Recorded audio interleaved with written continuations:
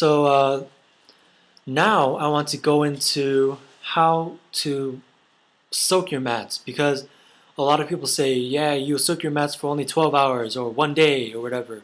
But that's depending on what type of material that they're using. A good rule of thumb is for Wara and Goza, because they're thick straw fibers and they're dead straw fibers and dried. If you live in a warmer climate, then you soak it for 2 to 3 days. All right, so warmer climate meaning, I don't know, 70 to 90 degrees Fahrenheit.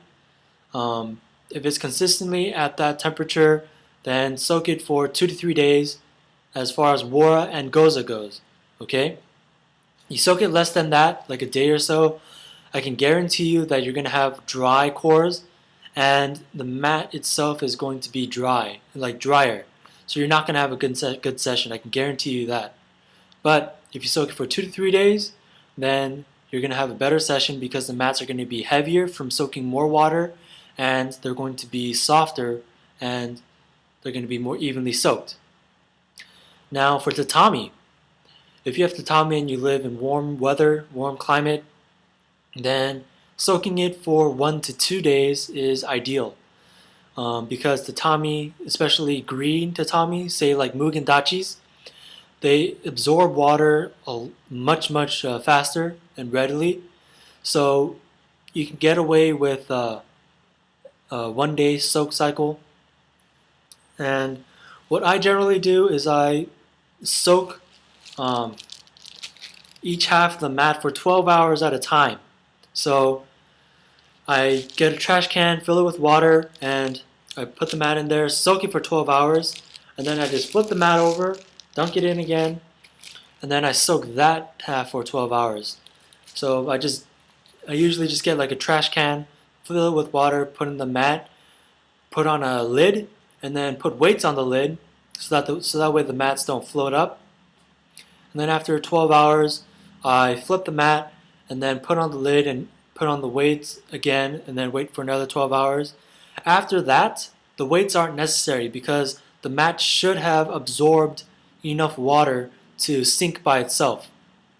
So after a day of 12-hour soak cycles, then the mat should be heavy enough to, just sit in the trash can by itself. I usually put on a lid over the top of the trash can to make sure that the too much water doesn't evaporate, and to make sure nothing really gets in there. Generally for me, I like soaking.